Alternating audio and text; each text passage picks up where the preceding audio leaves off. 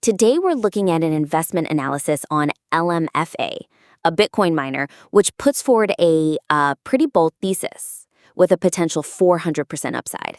Yeah, the material is really compelling, structurally. I mean, that core idea, the negative enterprise value, it just grabs you immediately. It's sticky. It's very sticky. But I think the challenge here isn't about the data itself. The data is strong. It's about how you make that data completely, undeniably bulletproof. So let's dive into that. A key theme that just jumps off the page is this huge dislocation between assets and market cap. Right.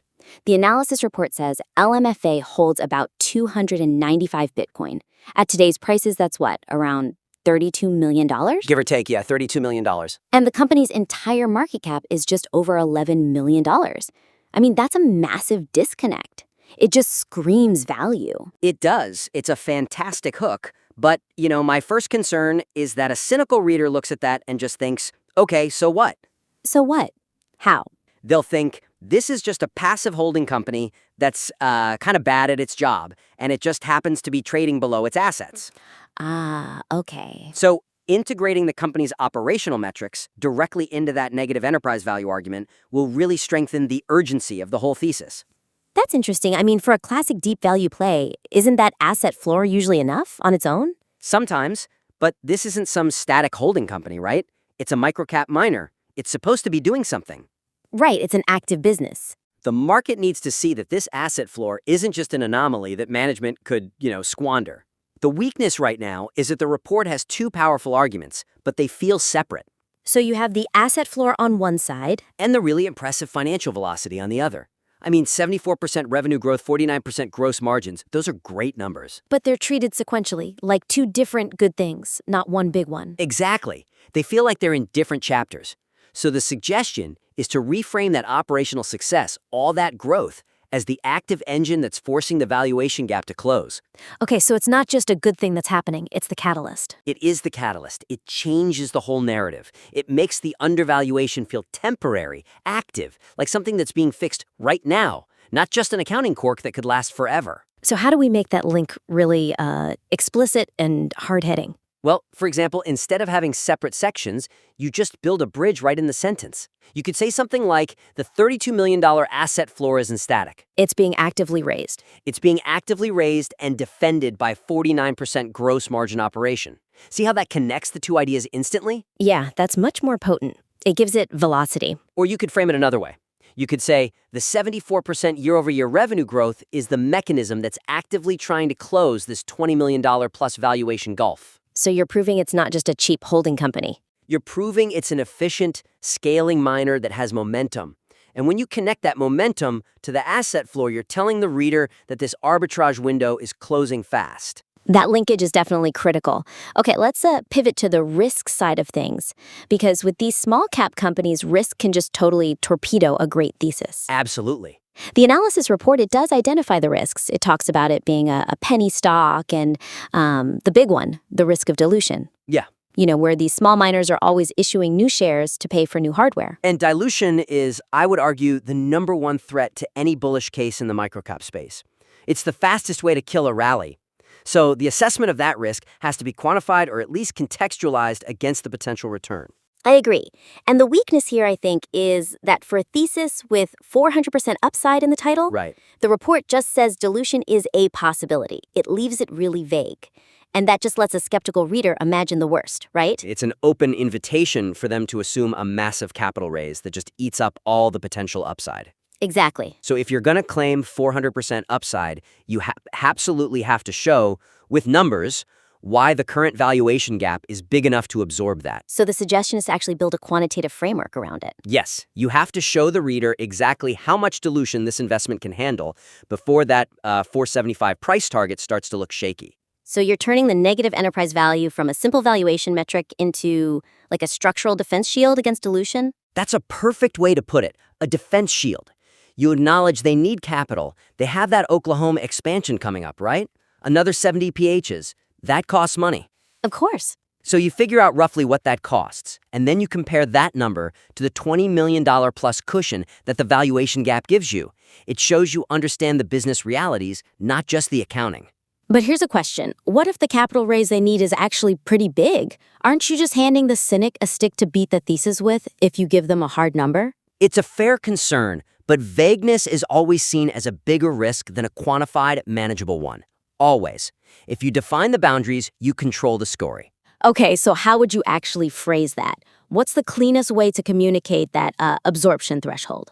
Well, as a concrete example, you could say something like, dilution only becomes a critical concern if new capital raises exceed, say, X% of the current market cap. Right. And then you add the key part. Crucially, the negative enterprise value provides significant structural room, giving management a substantial cushion before that 400% upside is meaningfully eroded. I see. It transforms delusion from this, scary monster in the closet into a math problem. A math problem with a solution, and it shows analytical mastery. Defining that guardrail for dilution, that really does strengthen the whole case. Okay, let's move to our last point, profitability. This is where, perception and accounting reality can really collide. For sure.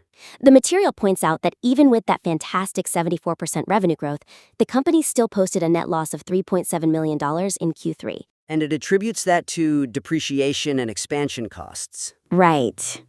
So this is our third area to really sharpen the argument. Providing deeper analytical insight into that $3.7 million Q3 loss will strengthen a case against any worries about profitability. But wait, if the report already says the loss is from non-cash items like depreciation, isn't that enough? Why is that still a weakness? It's about placement and interpretation. Right now, that net loss is listed under the risk factors section. Ah, so it feels like a fundamental weakness of the business. Exactly. For an analyst who's just laser-focused on GAAP net income, that could really water down the strong buy message. It lets them see loss and stop thinking. The risk is the reader just stops and goes, great growth, sure, but they're losing money.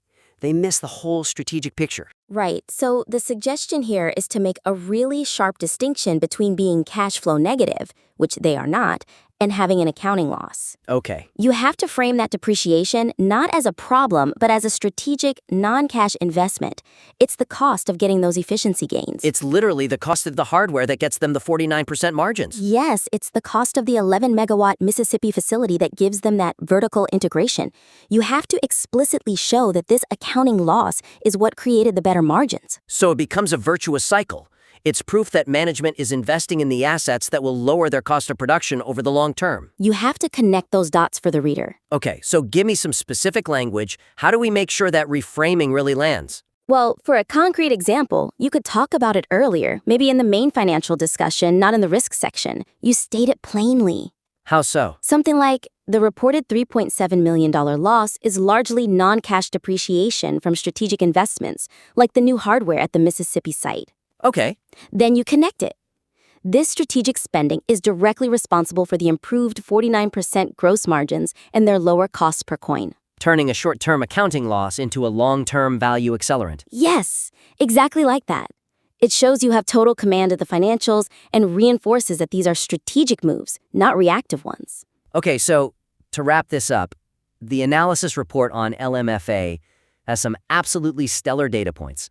The 400% upside thesis is built on a solid foundation. But the goal is to make the whole argument just, structurally bulletproof. We talked about 3 key things today. First, you have to actively link that operational momentum. The 74% revenue growth. Exactly, to the closing of that huge asset valuation gap. Make them part of the same story. Second, you need to tackle dilution head-on. Contextualize it. Put a number on how much the thesis can absorb before it's in trouble. And third, reframe that $3.7 million net loss. You have to analytically position the depreciation not as a weakness, but as the strategic, non-cash investment that's actually driving their future profitability. By synergizing the assets and operations, quantifying the key risk, and reframing the accounting, you really do elevate the report. It goes from a collection of interesting facts to a truly undeniable call to action. It really does. It increases the rigor, and it changes the perceived timeline from maybe this will happen eventually to this is happening now. So we strongly recommend you implement these suggestions.